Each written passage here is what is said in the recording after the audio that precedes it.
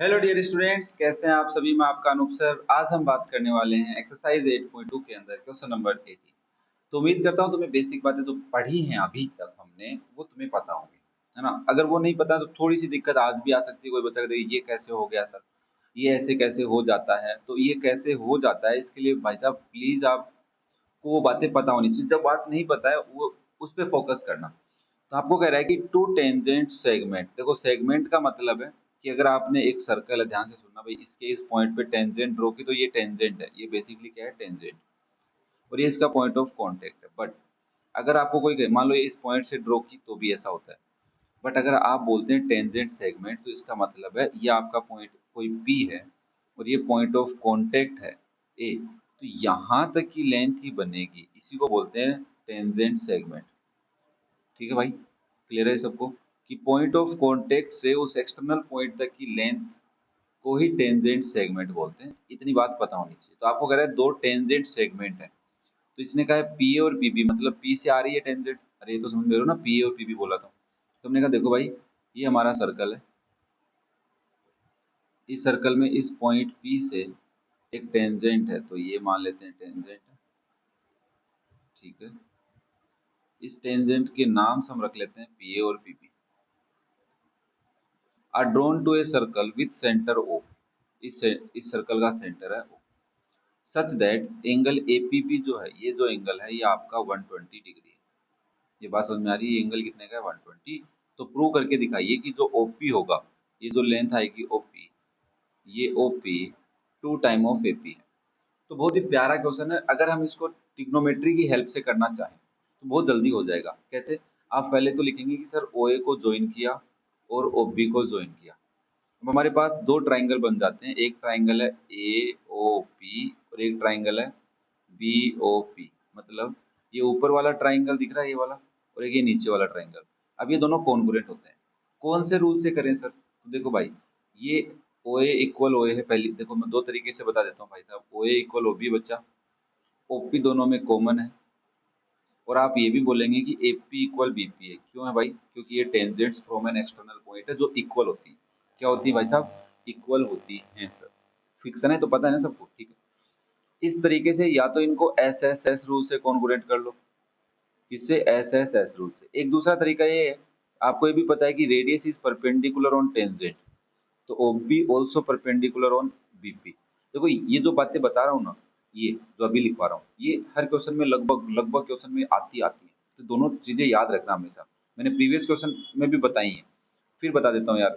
मेरा मन करता रहता है कि तुम्हें हर चीजें बताता रहूं बस। तो ना, अब आप बोलोगे कि एंगल ए 90 हो गया और एंगल बी भी कितना हो गया है, 90 डिग्री। इससे क्या होगा? देखो ये जो ट्राइंगल है एओपी और ट्राइंगल है आपका बीओपी, इसमें आप बोलेंगे ओपी इक्वल ओपी, क्या है, कॉमन है। ओए ओबी इक्वल है, क्यों है? क्योंकि रेडियस है। और एंगल ए और एंगल बी इक्वल है 90 डिग्री। तो आप बोलेंगे देखो सर एक ट्राइंगल है जिसमें 90 डिग्री, सॉरी कहाँ बना दिया मैंने, ध्यान से ध्यान से ध्यान से, ये ऐसा है ना, ये 90 डिग्री हाइपोटेन्यूस है और साइड। दूसरे ट्राइंगल में भी ऐसा ही होगा, 90 डिग्री हाइपोटेन्यूस और साइड। तो हम इन दोनों ट्राइंगल को आरएचएस रूल से भी कॉन्ग्रुएंट कर सकते हैं। तो ये आगे से आपको मैं जब भी बोलूँ कि हाँ भाई ये दोनों ट्राइंगल कॉन्ग्रुएंट, तो आपको मैं साइड में लिख दूंगा, या तो एस एस एस से कर लो या फिर आरएचएस से कर लो। अब बेसिकली ये दोनों इक्वल है, ये भी इक्वल है, कॉमन है, और ये दोनों आपस में इक्वल है। ये एंगल इसके इक्वल आ जाएगा, मतलब बाइसेक्ट हो गया एंगल। तो आप यहाँ से जो हमें मेन बात लिखनी है ना वो स्टार्ट करता हूँ मैं। उम्मीद करता हूँ समझ में आ गई होगी, और इसको कहीं सेपरेट लिख लो कि ये बात तो पढ़नी ही पड़ेगी। कोई दूसरा ऑप्शन नहीं है हमारे पास। क्या नहीं है? दूसरा ऑप्शन नहीं है। ये बात तो आनी चाहिए, नहीं आ रही तो इसमें दिक्कत हमारी है। ठीक है ना। तो मैं एक जो लिखा है यहाँ पे मैं लिख देता हूँ कि दोनों ट्राइंगल क्या है, कॉन्ग्रुएंट है। Both triangles are congruent. और या तो आरएचएस से कर लेंगे या फिर एसएसएस से।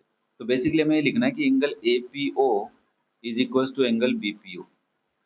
तो ये हो जाएगा half of angle A P B. तो आप सीधी सी बात लिखेंगे half of angle 60 is 30 degree, sorry 120, that is your 60 degree. क्या ये बात समझ में आई सबको? मतलब ऊपर वाला एंगल भी 60 है और नीचे वाला एंगल ये इतना सा जो एंगल है ये भी क्या है 60 है। अब मुझे एक बात बताओ, तुम्हें क्या निकालना है? एपी और ओपी का रिलेशन निकालना है। तो आप मेरे को एक बात बता सकते हैं, ये आपका राइट एंगल ट्राइंगल है। ये आपका क्या है? Right angle triangle A O P, यहाँ पे लिखा हुआ है 60 डिग्री। तो आप इसके अकॉर्डिंग बोलेंगे ये परपेंडिकुलर है, ये बेस हो गया और ये क्या हो गया? हाइपोटेन्यूज। बेस और हाइपोटेन्यूज सब पता है, तो मुझे हाइपोटेन्यूज और बेस में रिलेशन चाहिए एपी और ओपी में। एपी और ओपी में रिलेशन पूछा है तो आप कौन सा रूल लगाएंगे? साइन लगाएंगे क्या? नहीं, कोस लगाएंगे। क्या लगाएंगे? कोस। तो आप लिखेंगे कोस थीटा होता है बेस अपॉन हाइपोटेन्यूज। तो यहाँ पे इस पर्टिकुलर ट्राइंगल में कोस 60 डिग्री किसके इक्वल होगा? एपी अपॉन ओपी के। और cos 60 की वैल्यू 1/2 होती है, that is AP upon OP। Cross multiply किया तो OP आ गया 2AP। क्या ये बात समझ में आई? क्वेश्चन तो हो गया भाई। बेसिकली हमें राइट एंगल ट्राइंगल में ट्रिग्नोमेट्रिक रेशियो लगाना था, बट उससे पहले क्या करना पड़ा वो पता होना चाहिए। अब आती है मेन बात, जो हमें अगर दूसरे कॉन्सेप्ट से करना पड़ गया तो कैसे करेंगे। मैं दोबारा सर्कल बनाता हूँ। देखो, तुम्हारे लिए मेहनत पूरी जारी है, कोई कंजूसी नहीं करी जाएगी, मेहनत पूरी जारी है। ये आपके पास एक ट्राइंगल है, सॉरी सर्कल, और ये ए बी टेंजेंट्स है, ये पी पॉइंट है और ये ओ पॉइंट। हमने ओपी को ज्वाइन कर लिया, ठीक है। अब मुझे एक बात बताओ, पहले तो मैं इनको कॉन्ग्रुएंट करके सीधी सी बात ये लिख सकता हूँ क्या कि एंगल ए पी ओ मेरा 60 डिग्री का है और एंगल बी पी ओ भी मेरा कितने का है? 60। ये बात तो हमें पता है कैसे आई है, ठीक है।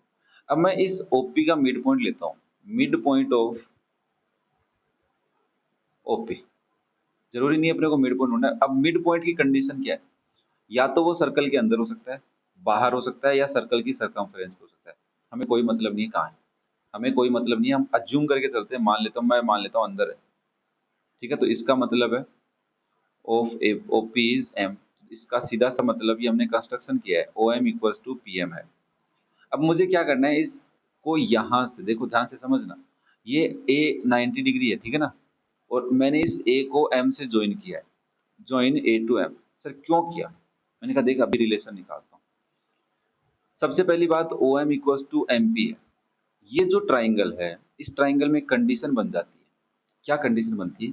कि जब भी आप राइट एंगल ट्राइंगल, मैंने अभी प्रीवियस वाले कुछ क्वेश्चन में ये कॉन्सेप्ट पूरा समझाया है कि आपके पास अगर एबीसी एक राइट एंगल ट्राइंगल है, उस राइट एंगल ट्राइंगल में हाइपोटेन्यूज का मिड पॉइंट लेके आते हो और उसको वर्टेक्स से ज्वाइन करते हो, तो ये जो मिड पॉइंट ऑफ हाइपोटेन्यूज है तीनों वर्टेक्स से इक्वल डिस्टेंस पे होता है। ये 9th क्लास का कॉन्सेप्ट है। कैसे प्रूव करते हैं? इसको डॉटेड डॉट बढ़ाते हैं ई तक, ई ईडी किसके इक्वल होता है? बीडी के, इतना बढ़ाते हैं और ये पॉइंट इसके इक्वल है। भाई तुम्हें क्वेश्चन में गिवन क्या होता है? D is the mid point of AC. तो अब हमें प्रूव करना है कि बीडी और एडी और डीसी इक्वल है, तो आपको ई तक बढ़ाना है, इस हिसाब से बढ़ाना है कि जितना बीडी है उतना ही डी करना है, फिर इसको ज्वाइन करना है। फिर आपको ये दोनों ट्राइंगल कॉन्ग्रुएंट करने हैं। ये दोनों ट्राइंगल कॉन्ग्रुएंट होने के बाद इस लाइन को पैरेलल करना है अल्टरनेट इंटीरियर एंगल से। फिर आपके पास एक ट्राइंगल ए बी सी होगा, दूसरा ट्राइंगल बी ई सी होगा, इन दोनों को कॉन्ग्रुएंट कर लेना। फिर इससे इक्वल आ जाएगा ए सी इक्वल है बी ई के, तो इसका आप बोलेंगे half of A C also equal half of B. इस शॉर्टकट में तीन कॉन्सेप्ट में खत्म हो जाता है क्वेश्चन, मतलब ये वाला है ना। और इससे आपके पास आ जाता है A D equals to B D. तो इससे आपने प्रूव कर दिया, और ए डी पहले से किसके इक्वल है? डी सी के, ठीक है। तो अगर ज्वाइन एम में, तो हम ऐसे बोलेंगे कि sir so in right triangle A O A P, M is mid point of hypotenuse. ये बात पता चल गई अपने को, ये किसका मिड पॉइंट है? हाइपोटेन्यूज का। तो हम लिख सकते हैं, इसलिए हम लिख सकते हैं ए एम किसके इक्वल होगा? ओ एम के और एम पी के। क्या ये बात समझ में आई? ठीक है। अब मुझे एक बात बताओ, आपके पास एक राइट एंगल ट्राइंगल है जिसमें एंगल 60 डिग्री है। कौन सा ट्राइंगल है? Right angle triangle. ये 90 है, ये 60 है। तो कोई मुझे को बताएगा ये एंगल ओ कितने का होगा, एओपी कितने का होगा? तो 90 प्लस 60 150, और 180 में से माइनस करते ही ये कितना आ गया? 30। तो एंगल ओ कितना है 30 डिग्री। समझ में आई ये बात सबको। और आपको ये भी पता है कि ओ ए इक्वल है ओ एम के। आप एक लाइन और यहाँ पे लिखेंगे, in triangle A O M O A equal O M है। क्यों है भाई? अरे क्यों है? नहीं है। ओ ए इक्वल ओ एम नहीं है, ये तो नहीं है सर, ये तो आप गलत बोल रहे हो। मैंने कहा ठीक है, ये बात मैं नहीं बोल सकता, ये बात मैं नहीं बोल सकता, मैं इतना जरूर बोल सकता हूँ। ओ ए तो नहीं बोल सकता मैं, ओ एम को ए एम के इक्वल जरूर बोल सकता हूँ। तो ओ एम इक्वल है तो ये कितने का हो जाएगा? 30 डिग्री का। अरे हाँ है ना?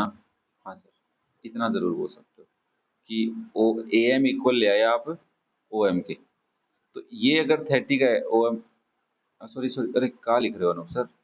अब सुनो, A M equal O M है, तो ए एम के अपोजिट एंगल कौन सा है? Angle A O M. और ओ एम के अपोजिट एंगल कौन सा है? ओ एम के अपोजिट एंगल है एंगल ओ ए एम। दोनों कितने के हो जाएंगे? 30 डिग्री। क्यों? Angles opposite to equal sides are equal. तो इसका मतलब ये जो एंगल है ए, ये कितने का आ गया? 30 का। डायग्राम दोबारा बना देता हूँ, कंफ्यूज तो होना ही नहीं, सीख के जाना है। ये ऐसा ट्राइंगल है, अब तो आ जाएगा समझ में। यहाँ एम है, ये डॉटेड से ज्वाइन है अपने। तो हमने कहा ये 30 का है, ये साइड इसके इक्वल है, तो ये भी 30 का होगा। और ये जो एंगल ए कंप्लीट है, ये 90 का है, तो ये कितने का बचा? 60 का। ये कितने का है? 60 का। तो अगर एक ट्राइंगल आपके पास ए एम पी ऐसे, इस ए एम पी में आप कह रहे हो ये एंगल 60 का है और ये एंगल भी 60 का है, तो बताइए थर्ड एंगल कितने का है? 60 का। तो हम कहेंगे in triangle A M P angle A P M is 60, angle M A P also 60। तो बाय एंगल सम प्रॉपर्टी से हम ये भी लिख सकते हैं एंगल ए एम पी भी कितने का होगा? 60 का। तो आपने ओवरऑल ये बोल दिया कि ये तीनों एंगल इक्वल है, तो आप ऐसे बोल सकते हैं therefore triangle A M P is equilateral. बचा ये क्या होगा तुम्हारा? इक्विलेटरल हो गया। और इक्विलेटरल होते आप ऐसे बोलोगे A M equal M P equal A P. तो मैं इसको काम में ले लेता हूँ एम पी और ए पी को, क्योंकि मुझे एम पी और ए पी में ही रिलेशन चाहिए। ए एम से अपने को कोई मतलब नहीं है। क्यों मतलब नहीं है? क्योंकि सर हमें ओपी का रिलेशन एपी से निकालना है, तो ए एम उसका पार्ट है। किसका पार्ट है? ओपी का। तो अगर मैं टू टाइम ऑफ एमपी करूं तो टू टाइम ऑफ एपी भी हो जाएगा। और इस टू टाइम ऑफ एमपी को क्या मैं ऐसे लिख सकता हूँ MP plus MP equals to two AP. और एक एमपी की जगह क्या मैं ओ एम लिख सकता हूँ? ये रहा इस लाइन से O M plus M P कितना हो जाएगा? Two A P. थोड़ा सा लंबा हो जाता है। और इस पूरी लाइन को ओपी बोल सकते हो। ओपी किसके इक्वल आ गया? Two A P.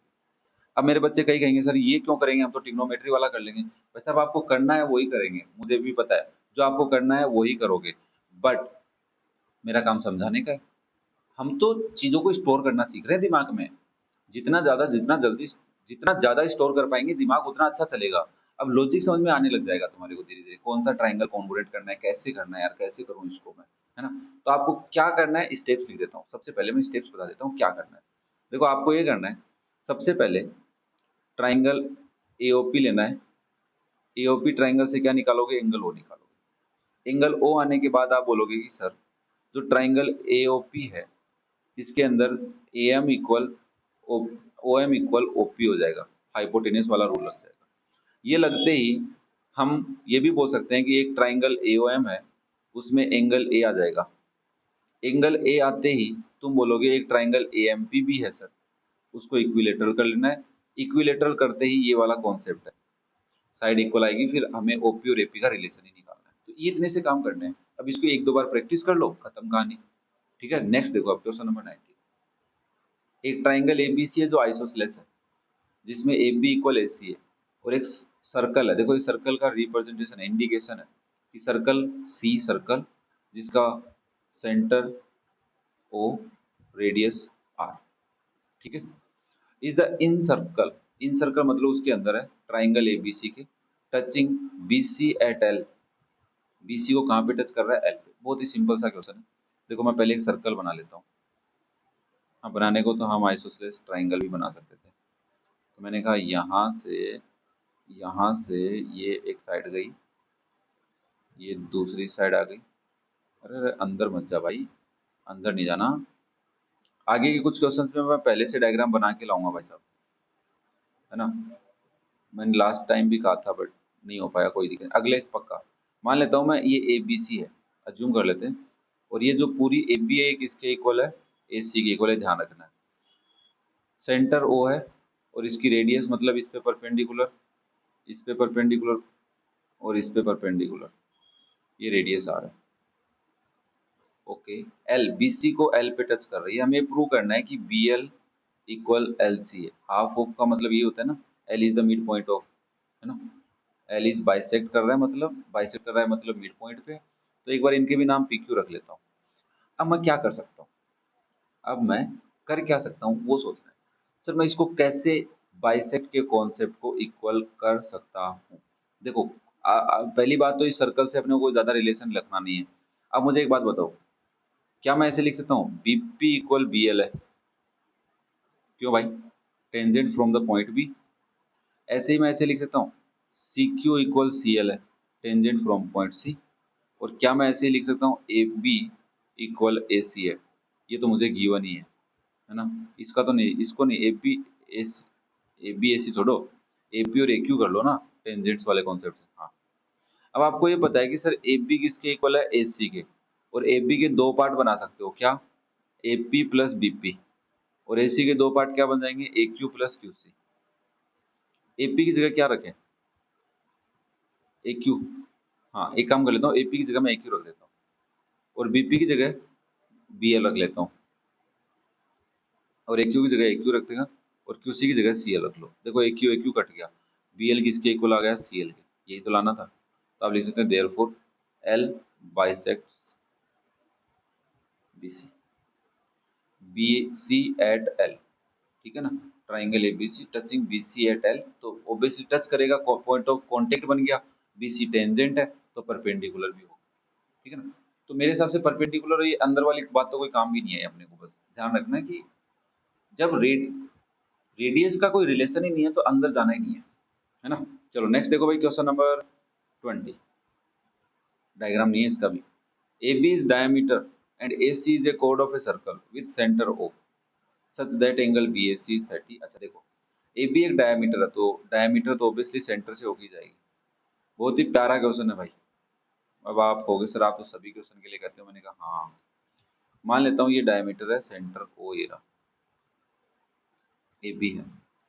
हमें कह रहा है ए सी एक कोड है, मतलब ए से एक कोड जा रही है तो किधर भी जा सकती है ना। बट उसने कंडीशन दिया है कि B A C angle, B A सी, तो मैं मान लेता हूँ यहाँ पे ये एंगल 30 डिग्री का है। हाँ, आप नीचे भी ले सकते थे, ठीक है। द टेंजेंट एट सी, ये पॉइंट सी है, इससे एक टेंजेंट है। मैंने कहा ये रही टेंजेंट, ये रही टेंजेंट, इंटरसेक्ट्स ए बी। भाई डायमीटर को अंदर तो कट कर ही नहीं सकती, तो ए बी को प्रोड्यूस करने पे कहीं ना कहीं इंटरसेक्ट कर रही है, दिख ही रहा है अपने को। अब उधर तो करेगी नहीं इधर जाने से, तो ठीक है ना। एट डी, ठीक है। प्रूव करो कि B C equal B D है, कि ये जो बी सी ज्वाइन किया आपने, ये बी सी बी डी के इक्वल है। बहुत ही प्यारा क्वेश्चन है। सबसे पहला काम, मेरे को एक बात बता दो सिंपल सी, कि अगर ये सर्कल की डायमीटर है तो ये एंगल कितने का होगा, angle in semi circle. Since angle A C B is 90 degree, क्यों, एंगल इन सेमी सर्कल। सबको पता चल रहा है इतना तो। अब देखो साइड इक्वल आनी है तो एंगल की हेल्प तो लेनी पड़ेगी, क्योंकि एंगल की हेल्प से जल्दी से हो जाता है। तो ये 90 हो गया, ये बात समझ में आई। अब कोई बच्चा मेरे को एक बात बताएगा कि सर आपने एक बात पढ़ाई है कि ये टेंजेंट और कोड का एंगल बन रहा है, बन रहा है कि नहीं बन रहा भाई। यही कोड इस सर्कल के अल्टरनेट सेगमेंट ए पर 30 डिग्री बना रही है, तो ये पूरा एंगल 30 डिग्री का हो जाएगा। तो आप लिखेंगे angle B C D is equal angle C A B equal 30 degree. Alternate, alternate segment angle, alternate segment वाला एंगल है, ये ध्यान से, है ना, ठीक है। अब एक और बात बताओ कि सर अगर मैं इस ट्राइंगल को ज्वाइन कर लेता हूँ, इसको ओ को ज्वाइन कर दूं एक बार इससे, तो अब है ना, यहाँ पे मजा आएगा। देख, थोड़ा सा ध्यान से देखना, थोड़ा सा एक बार। मुझे एक काम करना है बस, थोड़ा सा समझना। मुझे बस ये एंगल पता चल जाए ना, तो मैं ये तीसरा एंगल भी निकाल लूंगा, और फिर मैं इस ट्राइंगल में साइड इक्वल कर दूंगा, है ना। तो आप मुझे एक बात बताओ, ये एंगल कैसे आ सकता है? तो आपने सोचा, सर एक ट्राइंगल बन रहा है ऐसे, जिसका नाम है ACB बन रहा है, और इस ACB की AB साइड को प्रोड्यूस किया है, तो ये एक्सटर्नल एंगल बन रहा है कि नहीं? एक्सटर्नल एंगल किसका सम होता है? अल्टरनेट ऑपोजिट एंगल, इन दोनों का सम होता है। तो ये 30 है, ये 90 है, तो बता दिए एंगल कितना है? 120 हुआ कि नहीं हुआ? हो गया सर। तो मतलब by external angle property, external angle property of triangle in triangle ABC, angle CBD is equal to angle A लिख दो, तो उसको तो प्लस एंगल ACB। तो आप सीधी सी बात लिख देंगे 30 + 90 = 120। अब मुझे सीधी सी बात बताओ भाई साहब, ट्राइंगल CBD है, जिसमें एंगल C 30 दिख रहा है तुम्हारे को, एंगल B 120 दिख रहा है, तो एंगल D कितना होगा? एंगल D होगा 180 में से माइनस कर दो 30 - 120, तो आप सीधी सी बात बोलेंगे 180 में से माइनस करना है 150, तो कितना आ गया? 30। ये एंगल कितना है? 30 डिग्री। तो इसी ट्राइंगल में एंगल C इक्वल है एंगल D के, तो एंगल C के अपोजिट कौन है भाई? BD। और एंगल D के अपोजिट कौन है? BC। दोनों इक्वल हो गई, खत्म। आंसर आ गया भाई। क्या आ गया आंसर? मैं थोड़ा नीचे हो जाता हूँ। आंसर आ गया क्या? पक्का आ गया? समझ में आया क्या? एंगल्स का खेल है। Exterior angle sorry, exterior angle property लगी है ट्राइंगल में। अब बताओ, ये बात कहाँ पढ़ी हमने 10th में? से पढ़ी नहीं, बट काम में आ गई। देखो, पहली बार में क्वेश्चन नहीं आएगा, पर पहली बार में तुम्हें पता पकड़ना पड़ेगा कि क्वेश्चन कैसे कैसे बन रहे हैं आरडी में।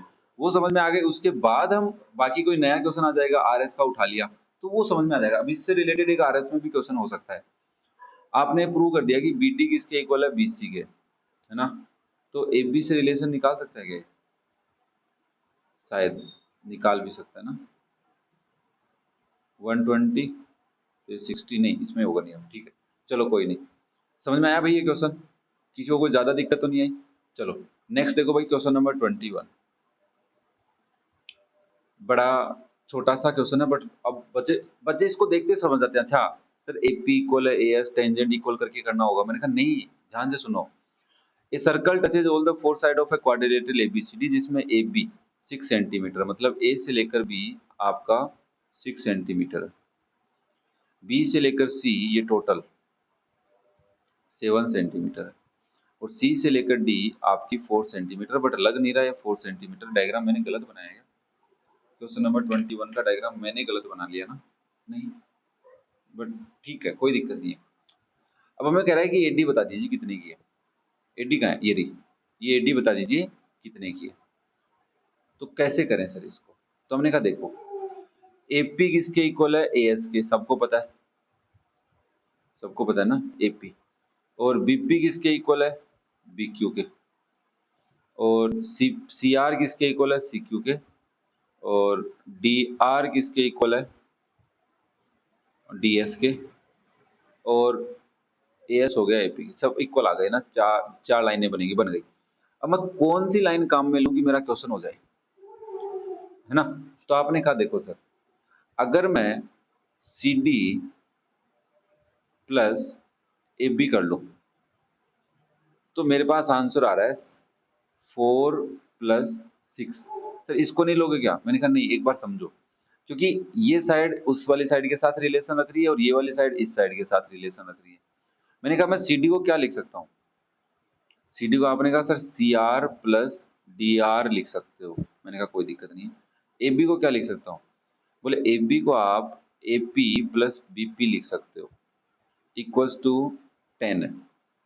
और आपने कहा CR को तो बेसिकली आप, CR की तो वैल्यू नहीं पता ना, CR को CQ जरूर लिख सकते हो। मैंने कहा लिख दिया। DR को क्या लिखूं? DS लिख लेता हूँ, क्योंकि मुझे DA निकालना है तो DS तो चाहिए ना। और AP को मैं क्या लिखूं? BP लिख लेता हूँ। नहीं नहीं नहीं, AP को BP क्यों लिखेंगे? AP को लिखेंगे AS। और बीपी को क्या लिखेंगे, बीक्यू। अब समझना, एएस और डीएस मिला के क्या बना गए, डीए बना लिया, एडी बना ली।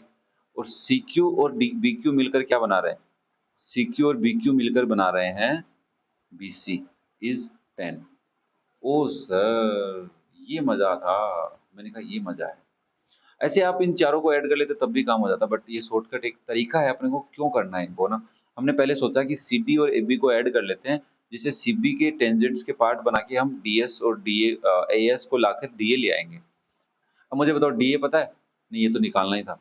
बीसी पता है, हाँ सर 7 है, किसके इक्वल हो जाएगी, 10 के। तो डीए या एडी किसके इक्वल हो जाएगी, 10 माइनस 7 3 के इक्वल हो जाएगी। और हमें यही डीए निकालना था। मैं एक बार आंसर चेक कर लेता हूँ, डीए कितना आ रहा है।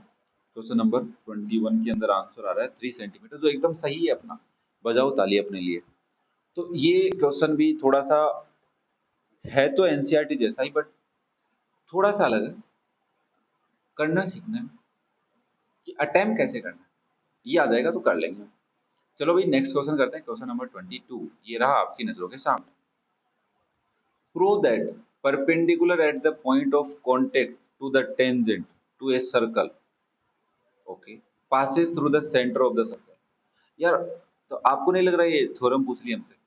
ये ऐसे कह रहा है कि आपने अगर एक सर्कल है, उस सर्कल के पॉइंट ऑफ कांटेक्ट, तो हमने कहा ये एक सर्कल की टेंजेंट है, जिस टेंजेंट का नाम हम रख लेते हैं ए बी। तो टेंजेंट है तो एरो लगा देते हैं, ए बी नाम है, और इसका एक पॉइंट ऑफ कांटेक्ट पी है। वो कह रहा है कि अगर आप इस पॉइंट ऑफ कांटेक्ट पे परपेंडिकुलर ड्रॉ करेंगे, तो हमने कहा इस पे एक परपेंडिकुलर ड्रॉ कर देते हैं। तो ये प्रूव करके दिखाओ कि ये परपेंडिकुलर सेंटर से होके जा रहा है। किससे होके जा रहा है, सेंटर से। तो हमने मान लिया ओ, और ये मान लिया आर। मानना है लेट पी ओ आर, है ना। या मानते नहीं है, हम ये प्रूव कर देते हैं। टू प्रूव में लिख लेते हैं बच्चा। देखो नया तरीका समझाता हूँ, जो 10.1 का प्रूफ है वो तो आपको पता ही है ना। आप क्या करोगे, ओ बी, यहाँ पे एक लाइन ड्रॉ कर लोगे ऐसे। याद आ रहा है कुछ, अरे ऐसे ही तो करते हैं। ये लो सर्कल ही हट गया यार। नहीं चाहते क्या हो, अब नया सर्कल बनाएंगे, क्या पता कैसा बनेगा। मैंने कहा इसको मैं यहाँ ज्वाइन कर दूं। देखो मैं नॉर्मली आपको बता देता हूँ, और मैं यहाँ पे पॉइंट ले लेता हूँ सी। मैं इसे ज्वाइन करूंगा, यहाँ पे पॉइंट लूंगा क्यू। तो मैं ऐसे बोलूंगा कि O Q is equal to O P, radius of the circle. तो हम इससे ये भी बोल सकते हैं कि sir O C is greater than O Q. तो ऐसा भी बोल सकते हैं O C also greater than O P. ऐसे ही तुमने इधर एक लाइन ले लिया, पॉइंट ले लिया डी, और यहाँ पे पॉइंट एस ले लिया, तो आप ऐसे ही बोलेंगे O D is greater than O S, और ये इसके इक्वल है ओ एस। तो इसका मतलब O D also greater than O P. तो O P is the shortest distance from centre to the tangent, है ना। और टेंजेंट से शॉर्टेस्ट डिस्टेंस पे है, तो शॉर्टेस्ट डिस्टेंस को क्या बोलते हैं, 90 डिग्री परपेंडिकुलर डिस्टेंस ही बोलते हैं।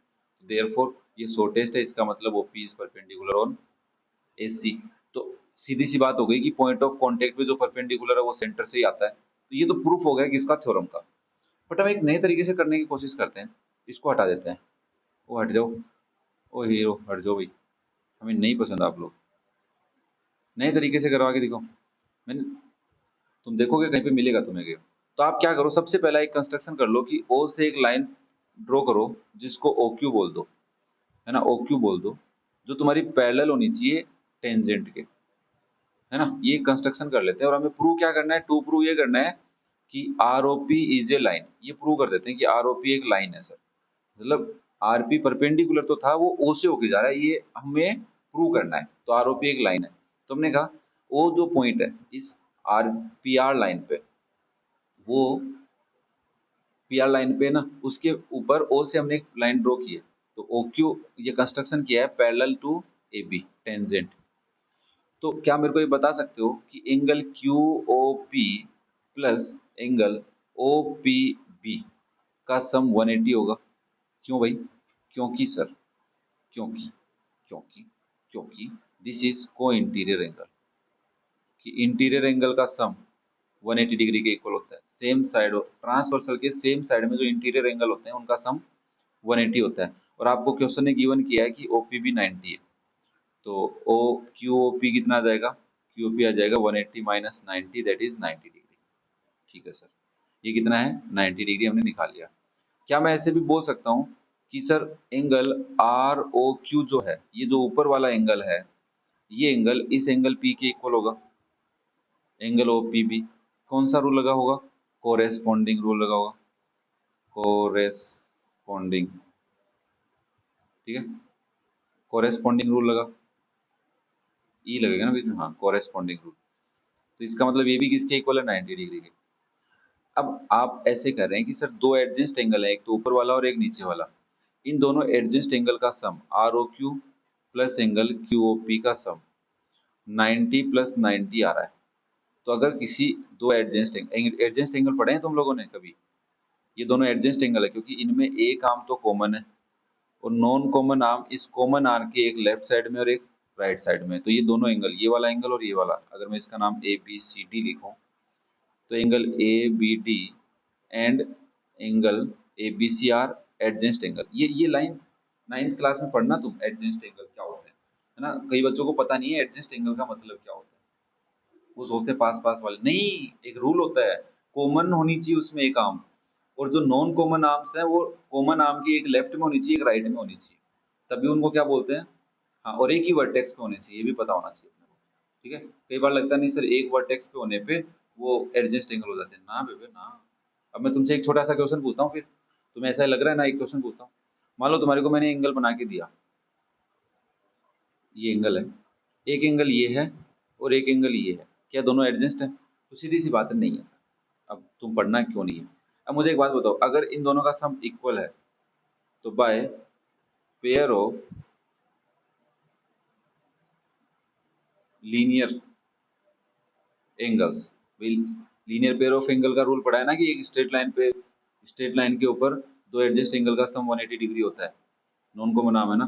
तो हम ये बोल सकते हैं therefore R O P is a line, और आर ओ पी में हम बोलेंगे कि ओ पॉइंट जो है, जो सेंटर था, वो सेंटर टेंजेंट के कांटेक्ट पॉइंट से परपेंडिकुलर जो ड्रॉ की थी उसी के ऊपर है।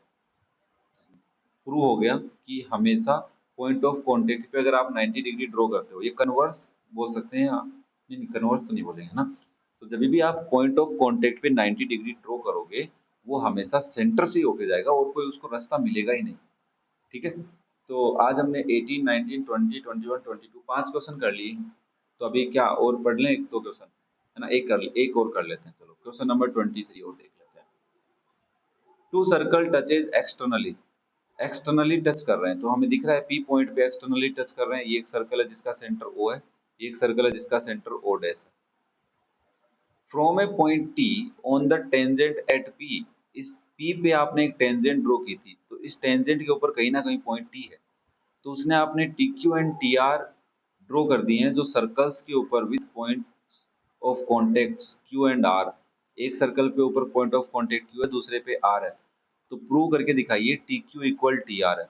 तो मेरे को एक बात बताओ, मैं सर्कल लेता हूँ, सर्कल विथ सेंटर हो, सिंपल सा क्वेश्चन है एकदम, सेंटर हो, तो क्या मैं ऐसे लिख सकता हूँ T Q equals to T P है, क्यों, क्यों भाई, क्यों टी क्यू टी पी के इक्वल है, क्योंकि इस पॉइंट से हमने इस एक सर्कल के ऊपर टेंजेंट ड्रॉ किया। ऐसे ही आप लिख सकते हैं circle with centre O dash पे भी हम ये बोल सकते हैं कि T P equal T R के, तो दो इक्वेशन है जिनमें T P equal T R के, तो मैं इस इक्वेशन 1 से टी पी की वैल्यू इसमें पुट कर दूं, तो हम लिखेंगे बाय इक्वेशन 1 हम ये लिख सकते हैं टी क्यू किसके इक्वल है, टी आर के। बहुत ही सिंपल सा क्वेश्चन हो गया ना। अब आपको लग रहा है ये क्वेश्चन यहाँ क्यों दिया भाई, मतलब लेवल के क्वेश्चन आते जा रहे हैं। अब दो सर्कल के बीच में कॉमन टेंजेंट का कॉन्सेप्ट चलता है, तो आपको ये बात पता होगी कि दो सर्कल किस किस कंडीशन में हो सकते हैं और उनके बीच में कितने कॉमन टेंजेंट हो सकती हैं, ये बात आपको पता होनी चाहिए भाई साहब। ठीक है, चलो फिर नेक्स्ट वीडियो में फिर मिलते हैं, तब तक best of luck, thank you for watching the video and love you all, और देखते रहना अपने चैनल को, बाय।